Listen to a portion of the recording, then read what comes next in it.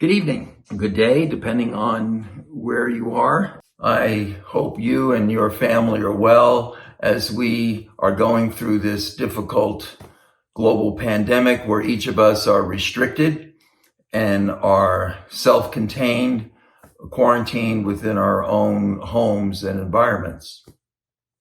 This is Holy Week, the most sacred week on the Christian calendar where we remember Jesus' passion and his resurrection.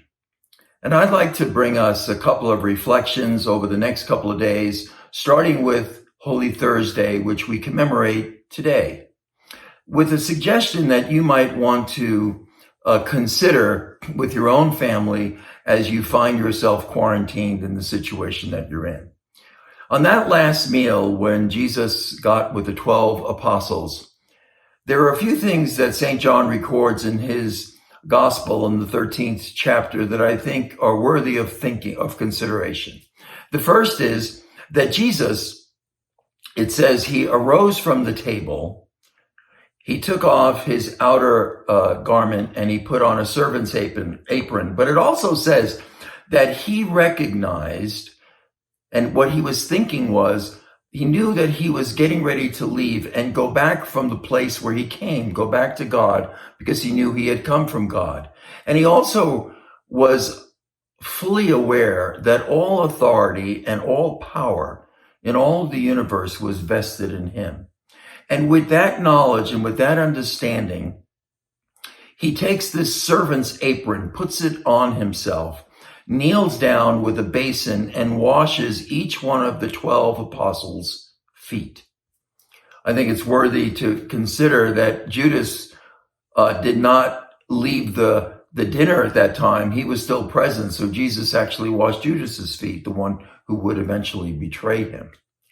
And we recognize how St. Peter, when Jesus came to him to wash his feet, Peter said, "No, I could never think about you doing this to me." And Jesus said, "No, if you do not allow me to wash your feet, you don't have any part of me."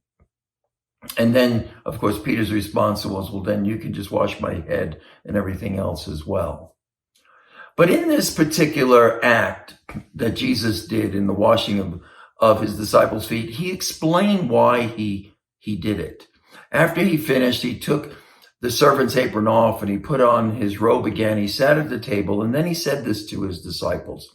He said, "I have set you an example by washing your feet. And it's an example that I want you to understand fully. You call me your teacher and you call me your Lord." And Jesus said, "And I am. And I, your teacher and Lord, have washed your feet in such a way, not so that you can say, 'Hey, I was there at the Last Supper personally and had my feet washed by Jesus.' But rather, Jesus said to them, I want you to do what I am doing. I want you, who I have chosen to be the leaders of the church that I am going to build. I want you to have this mentality that you don't just know these things, but that you actually put them into practice." And then what he does is he unfolds it or unpacks the understanding even more when he says to them in that same chapter, he said, by your love for one another, that will prove that you are truly my disciples. And then he went on and he said, "I'm giving you a new commandment. And this is the commandment. I want you to love each other as I love you." And that new command is different from the old command that they understood from the Old Testament, which said, love your neighbor as you love yourself. And the golden rule, which we all know, do unto others as you would have them do unto you. Jesus changed that paradigm in that last evening, at that last meal. And he said to his disciples, he said, rather, this is the new commandment. I want you to love each other the way I do. Now, we're going to learn in our next reflection tomorrow about how that love was fully expressed in his passion as he goes to the cross. But a suggestion that I would like to make for you and your family as you're sitting at home on this Holy Thursday, Might you not take this teaching of Jesus and apply it practically? And maybe we can take in our homes a basin. And as a mother, as a father, as a brother, as a sister, as a child, and maybe as a friend or a relative that you're confined together in the space where you're at, that you might actually kneel down and say, I want to put into practice what Jesus told me to put into practice.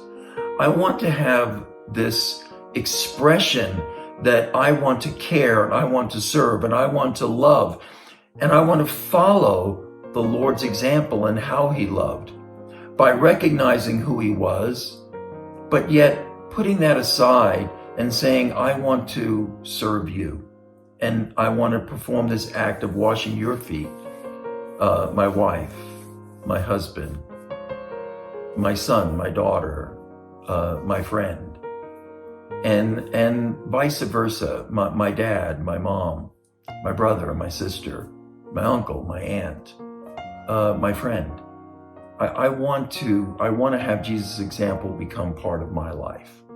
And this Holy Thursday that we celebrate tonight, make it something memorable as we're confined. And we'll always look back and say, look, remember that Easter season where we were confined to our homes, where we couldn't go to Mass or we couldn't go to church, but we were in our own homes. And we took St. John's Gospel, that 13th chapter, and we read it together.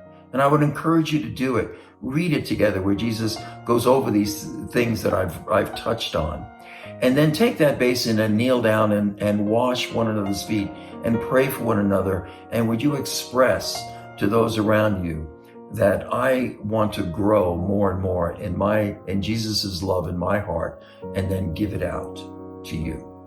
So think about that, and then tomorrow we're going to come back with another reflection.